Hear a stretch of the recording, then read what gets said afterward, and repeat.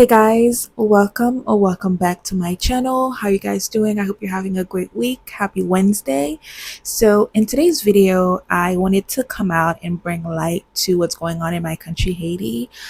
I know the holidays are approaching, and so thinking, after working the whole year, paying bills, paying taxes, and you want to go to your country to visit families and friends who may not be here, you can't, right? Because of this current lockdown that is going on with the airlines, right? So I have so many questions on a lot of the news that I hear, a lot of the stories that the media has told me about my country, and piecing that together with what I do know, what I've experienced in my country.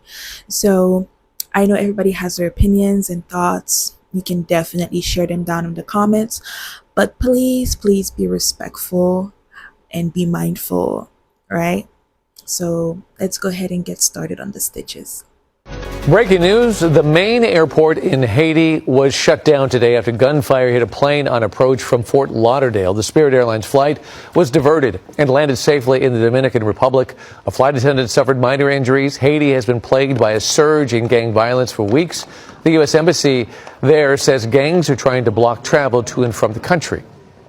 Two other flights were diverted as a precaution. Both American and JetBlue have suspended service to Port-au-Prince through Thursday. Let me get this straight. A Southwest airplane was struck by gunfire last night in Texas, and yet there is no travel ban for this airport. And just last year, an airplane was caught in a cartel crossfire in Mexico, and yet the FAA didn't ban travel to this region. Why then did the FAA ban travel from the US to Haiti, all of Haiti, the entire nation, after planes were struck by gunfire in the capital region? We are one nation, and this crisis impacts us all.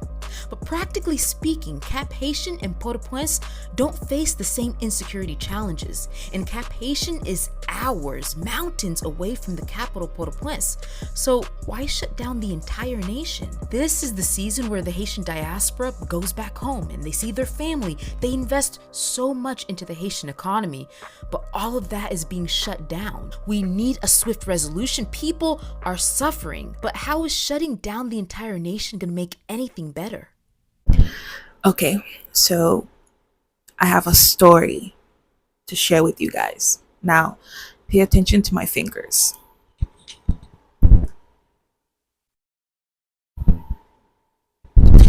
So as you can see, this one is crooked, right? Now, the story behind this finger is, it's a long story, but I want to keep it short and related to this video. I have gone to doctors after doctors, right, while I was in Haiti. I'm from Guadeloupe, Port-au-Prince, right? And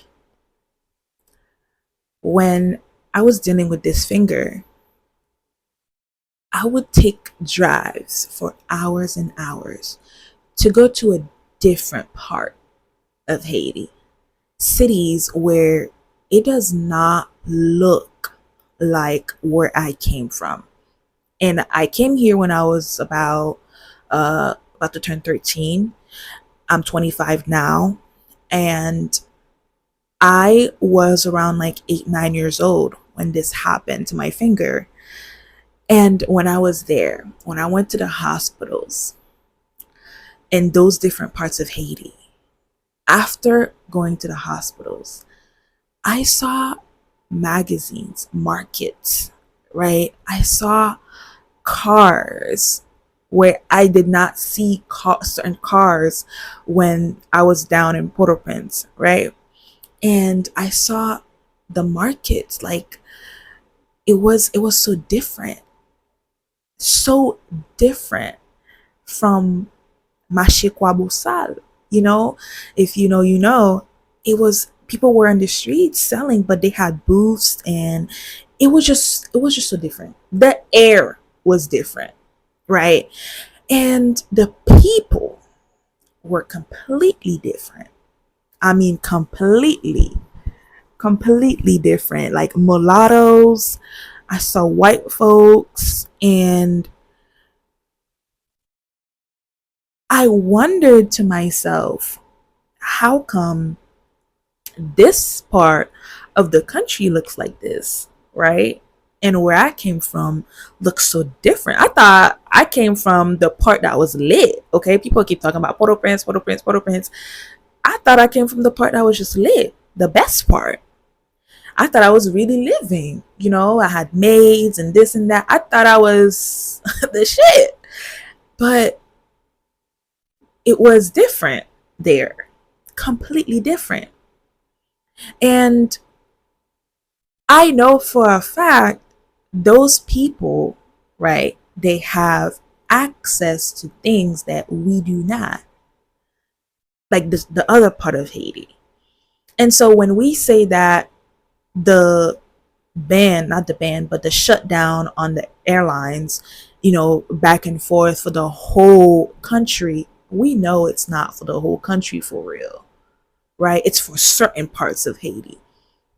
So are we really to think that these people don't have private jets or, you know, ways to come in and out? They don't have the money to pay to go in and out. And also, why exactly I never see any mulattoes come out and say what other Haitians are experiencing, we're experiencing it too. Why they never come out and say this? Is it because they're not experiencing the same thing? Like, I never hear from these people.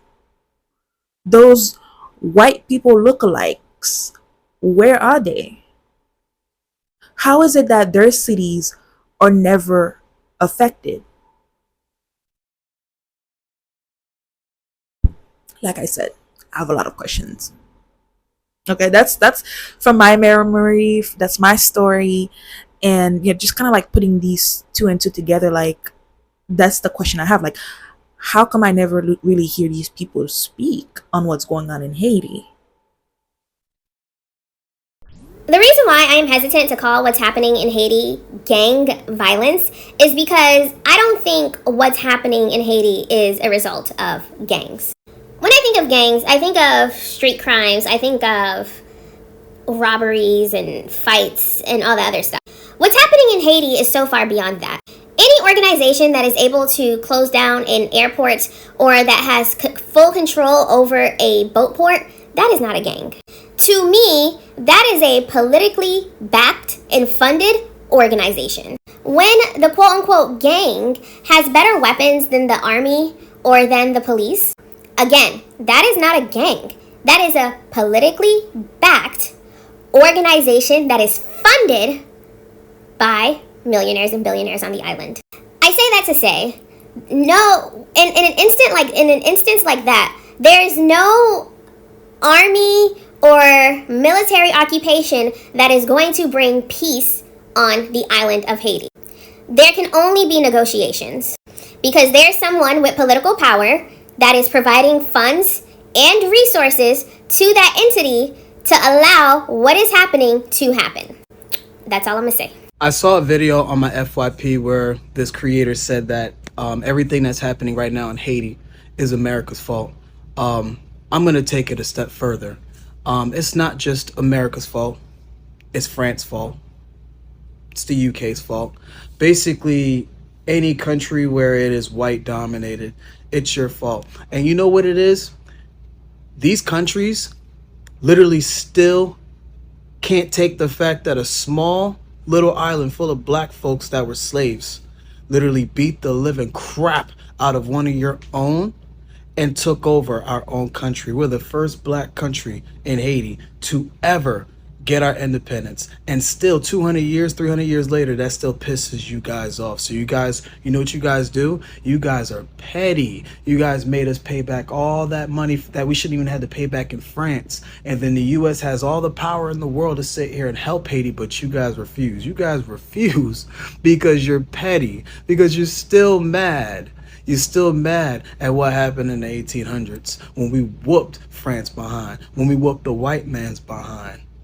Everything that's happening in Haiti right now is the fault of America, and white France, and the white UKs. And I said what I said. I have yet to hear this from any other country, that they gained their independence and they had to pay because they gained their independence. What in the world? My question for this is stupid, but I'm going to ask it anyways. Like I said, I just have a lot of questions. Can we get this money back? Like, can we get that money back? For real, for real. Because I believe this money is not France's money, and they should give that money back to us.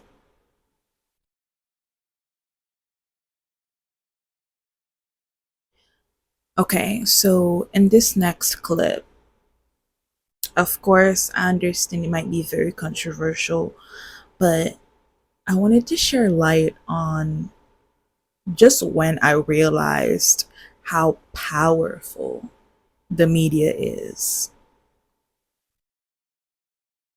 The media is extremely powerful. So, watch these next clips with attentiveness, not to, jump into conclusions and rush into the comments, but just listen to understand. Shout out to this journalist right here that has the balls to do an interview with Barbecue, who took him into the slum of Haiti to explain why he is going against the system. So this is about a 4-minute video. Make sure you like it, repost it, save it, because I'm pretty sure TikTok is going to take it down. So I'm here to interrupt your regularly scheduled programming. So go ahead and log off of CNN, go ahead and log off of ABC News, and take 4 minutes and just watch this interview. Please hold. His name is Jimmy Chalzé, more commonly known by his childhood nickname, Barbecue. Once a Haitian police officer, he is now the leader of a powerful confederation of gangs called G9, which controls much of Port-au-Prince and its suburbs. With an automatic rifle strapped to his chest, Chalzé took us through the garbage-strewn alleyways of La Saline, a sprawling slum. He urged us to show the world the desperate poverty in which millions of Haitians live out their lives without Every basic day. sanitation, health care, education, or hopes for a better future. Although he is the feared leader of a violent criminal gang, Chalzé appears to be trying to reinvent himself as a leader, a man of the people, battling a corrupt system and the current government led by Prime Minister Ariel Henry, whom Chalzé condemns.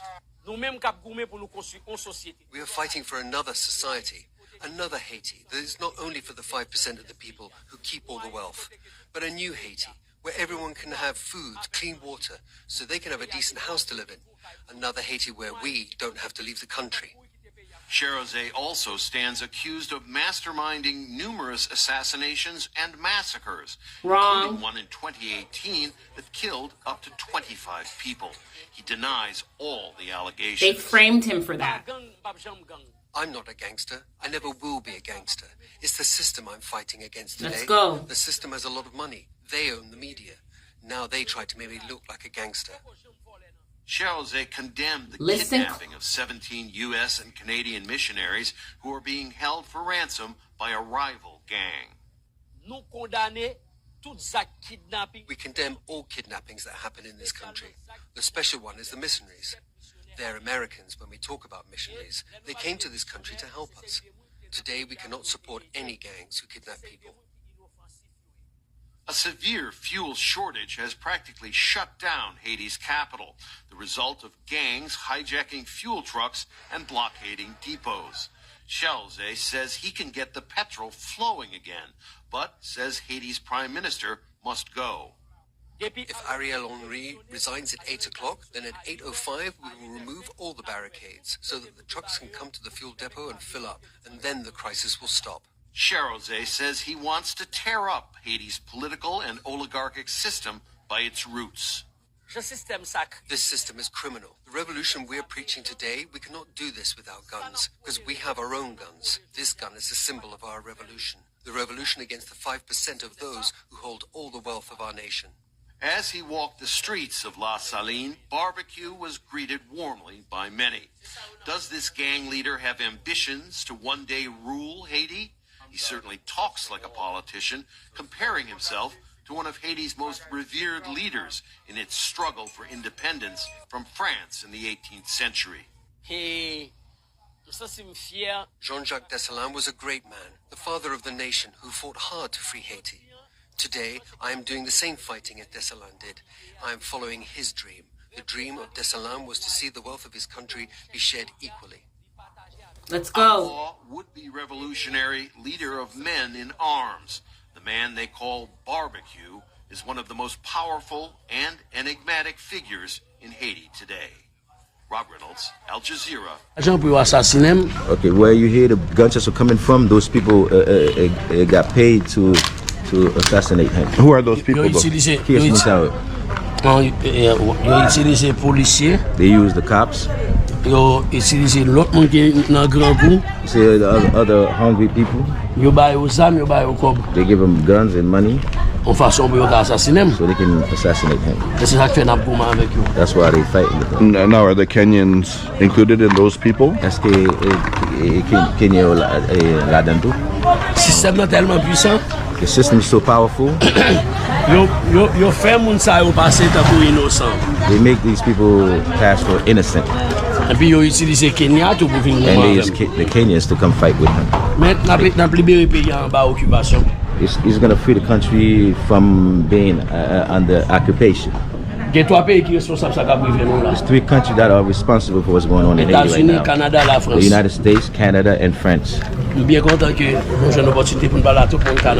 very happy to get the opportunity to talk to the people of Canada. They say he believes that Canada has a debt for Haiti. In the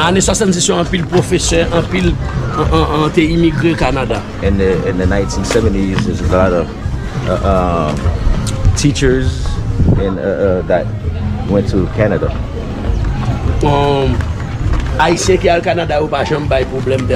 You see, the Haitians that went to Canada never gave any problems there. They went to Canada and worked. And they paid tax. And they participate in the development of Canada. He doesn't understand why this is what Canada's giving in return. Yeah. Maybe you can go on the other side of him so I don't bump into you. I'm starting to notice 2 narratives when it comes to barbecue here. When Western media... If you are not aware of what's going on in Haiti, it's the fact that a brother who used to be a cop went into the neighborhoods, organized the gangs, and now the gangs are a united front against a government they saw as corrupt. And now the man who was running the country that was put in place by colonialist powers has stepped down. And Barbecue is being called everything from a cannibal to a gang leader. And the people on the ground that actually live there recognize him as a revolutionary. He unified factions that were at war in the neighborhoods causing mischief. If you did not know, this is the thing that Tupac and Nipsey Hussle have in common. We hear a narrative that Tupac was troublesome. He was always getting into stuff. He was doing things he had no business doing. But anybody that was in the hood back in the day know Tupac had a revolutionary spirit. And his true aim with Thug Life was to organize the gangs and turn them into a positive force. And then all of a sudden you get killed in a drive-by by people who look like you. That's the narrative we've been given. Then on the other side, Nipsey, we move 20 years plus later, same exact MO. He's being painted as this gang member and somebody that's known to be caught up in stuff. But anybody that was really out there or that's into the street life or just in the culture as a whole, they know that that's not truth. They know that, yes, all young men go through trials and tribulations until they find themselves. But he had a mission. And right before he was killed, he had the plan to organize all the gangs in California and then their proxies around the world into a positive force. Now, this is something they both had in common. And then they were killed by the hands of those that look like them. That's the narrative that we're given. We're always given surface level accounts to have us looking in a different direction that we need to look at. So now that's being done with barbecue. Difference is there was nobody in place to intercept barbecue while he was handling business of organizing. He organized the oppressed who had an angry spirit and was using it on each other, and now they're using it against the people they need to be using it against. Just think about this for a second. Like I said, I have realized how strong the media is, how powerful the media is, right? And let's say, you know what? We don't believe him. He's lying. He's a gang member. He's a gang leader. And, you know, he has put Haiti on lockdown, etc., right? If he is confined to where he is at, why? Because we have American soldiers that swooped in to save Haiti, and we have the Kenyan soldiers to come in and save Haiti. Apparently, everybody loves Haiti so much they're swooping in to save Haiti, right? If barbecue is confined to where he is at, the gang members are confined to where they're at, how are they getting the guns? How are they getting these weapons?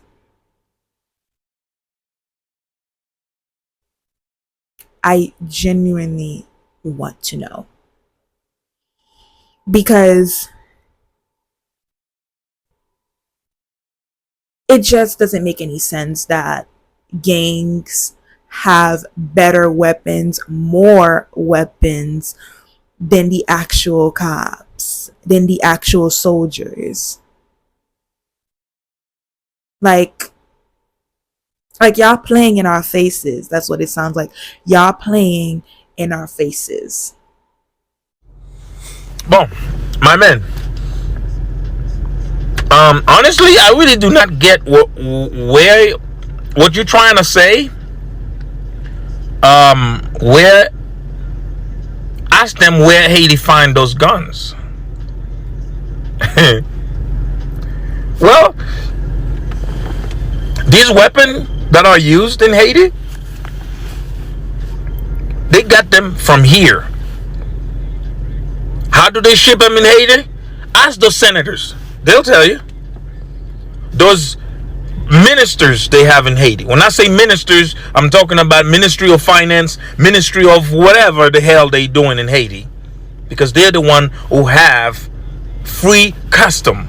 They can bring whatever they come in. No one will check them. No one will make them pay no damn tax on them things. Whatever it is. Container, the shipping containers, whatever. They not. So in America, anyone can buy a weapon.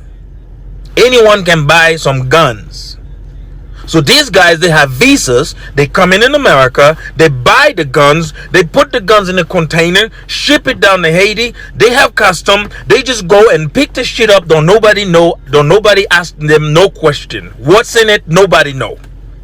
They just come in, going over there, take one of these, make a convoy, take a couple police officer with guns, and then just go out there, just pick up the damn container, go, it get lost. Don't nobody know where it's come from. Now, I said before, this gang, they cannot afford to buy those $3,000, $4,000 weapon that they have.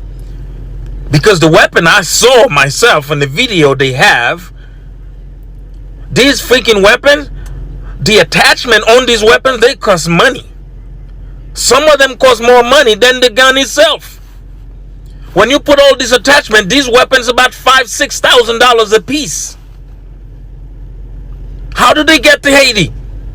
They buy them, ship them to Dominican Republic. They buy them, ship them right in fucking Port-au-Prince and Saint-Marc in Milagwan. They go take a convoy of police cars. They go get the damn things. And whenever, if ever, custom get to hold this weapon, where do they put this weapon? Who have them? Where do they put them? Oh, you don't tell me they go put them at the SWATs location, whatever. Because whenever the people just ransack the place, all the SWAT run away and then they leave the weapons behind. Do you think these guys gonna turn in these weapons? No, they're not gonna turn them in. They're not. They're gonna put them to work.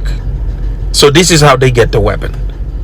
Mainstream media, but the internet helped to elevate the stories coming out of the island republic. And what emerged was a tale that seems straight out of a 1990s action movie. A group of armed American mercenaries slipped into Haiti amongst violent protests and then got caught by the Haitian police. To help us better understand the story that no one but social media seems to be truly reporting on is Watching the Hawk social media producer Devin Springer. Thanks for joining us, Devin. Every time, of course. Devin, I'm excited because we've been trying to talk about this story for some time, and this is an important story that, again, not hardly anyone's out there touching. I mean, in the midst of this massive anti-government corruption protest, which we did talk about on the show all across Haiti, one group of people particularly stood out in a shocking way, and this former U.S. military members who were arrested. Now, why is this particular group causing so much speculation? Why were they arrested? Why were they there? Right. Well, and you're right. We have been trying to talk about this on the show for forever. I've been following the story so closely. Basically, there were 5 former U.S. Marines and 1 Serbian national who were arrested in Haiti about 2 weeks ago in the midst of the countrywide protest happening, and they had a large cache of military-grade weaponry. This is everything from machine guns, ARs, pistols, drones, and even communications devices. Now, the speculation online is that these people were there to either arm the government or to sort of even themselves be mercenaries to squash protesters. They were U.S. citizens and former U.S. military personnel, and we know that the U.S. is a strong ally of the corrupt Haitian government. That's fascinating. So the mainstream media, as we said, this was not a major news story on CNN or anywhere else, which is odd to me, considering how much effort people put in to when everything happened the first time. So this story actually broke on social media, not a major network. Yes. Tell us a little bit about that. Yeah, that's correct. So with all the attention going on regime change in Venezuela, Right. the sort of actual grassroots movement in Haiti and what's happening there is getting no coverage at all, especially this story, which involves 5 U.S. Marines. Now, independent media in Haiti, specifically on Twitter, has been monumental in reporting on these kind of things. Actually, the Haiti Info Project, which you can see a tweet of theirs on the screen, they were the ones who broke the story, essentially. It's all citizen journalists local in Haiti. And the Haitian government has cracked down on free press very, very hard. So what do? They take to Twitter. Haiti Info Project and others online actually exposed the weapons, the names of some of the people who were arrested for the conspiracy with the military-grade weapons. And still, mainstream media like CNN and MSNBC took them days to even write an article about it, and most of them haven't even talked about it on air at all. So strange to me. Well, that's the next thing. I mean, you got these, weapons and these people, and they're arrested and they're down there. And the question next is, has there been any charges or punishment? Did they actually break any law? Like, what's the situation with these people? Because, at the end of the day, we don't really know if they did anything bad until we... Aside from bringing Well, they brought the guns in and things like that, but again, it's kind of like we don't... I mean, aside from that one, but he didn't do anything with the drones. Mm-hmm. I mean, this is the question everyone's asking is, well, where are they now? Right. They were originally detained and were going to be tried in Haiti for conspiracy. Of course, people running around with military-grade weapons in a foreign country, to me, seems conspicuous. I feel like that's in the meddling area a little bit, yeah. The Haitian Times actually reported that one of them told local Haitian police that our boss will speak to yours. And then within 48 hours later, they were actually sent back to Miami with no charges, and they've been released. Wow. So it's pretty much a wipe our hands, clean of it situation. Let's just ignore this story and let it disappear It's into the wild. ether. The amount of stories I hear regarding missionaries going to Haiti. The men are raping the little boys. They're bringing guns. It's just so much. I hear more bad than good. Again, all these saviors that are coming in to save Haiti, right? Yet I hear more bad than good. And they're coming in and often. So I would expect to see more changes. I would expect to see more going on because your currency and your materials sometimes are just better. So your currency is way more in our country, right? When you change it. So I would expect so much change to happen since everybody, all these saviors, all these white saviors are coming in to save Haiti. Yet it just keeps getting worse. Like it's not clicking. It's really not clicking for me because y'all building schools and roads, and where are those things? Those foundations that people are giving money to, where are they? Your money is worth more than ours, so much more. So when those foundations give money,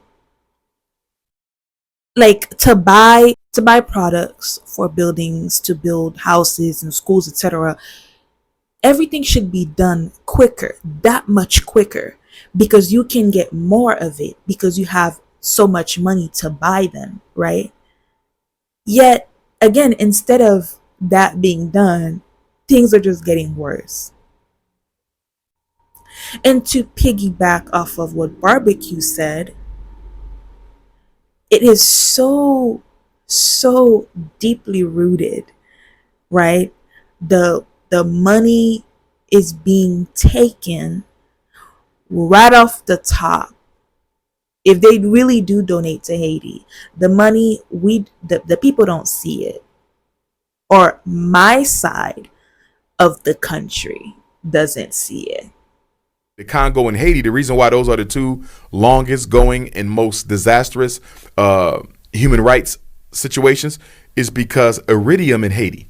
Iridium is a mineral you need for atomic weaponry. It's a mineral that's so strong it doesn't melt under the hottest temperature.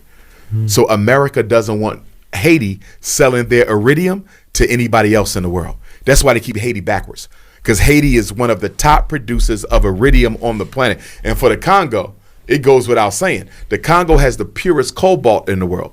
Coltan. Okay, coltan is a mineral that they make from titanium and cobalt, I believe, but it's a very precious mineral that you need for every electromagnetic device. You need it for the cell phone, the helicopter, the walkie-talkie, the radio. There would be no technological age without that coltan. Guess who has the purest coltan? Congo. They also got diamonds because it's way worse and they don't have any infrastructure. At least the Palestinians, through their Arab neighbors and extended family, they do have an infrastructure to get the word out. Like Al Jazeera, which I believe is an Arab controlled network, they can get that out. We tend not to have that. And when we do have it, it's owned by black bourgeoisies who don't want to scratch the power structure. I refuse to believe that that's the only reason. There is no way that you are pushing people out of their homes. You're making their home, their country inhabitable. There is no reason you're making them so unsafe because of some freaking metal. There is no way that is just a reason. Thank you so much for making it this far into the video. I have asked a lot of questions, made a lot of assumptions. Again, you can definitely share your opinions down in the comments. Please be respectful.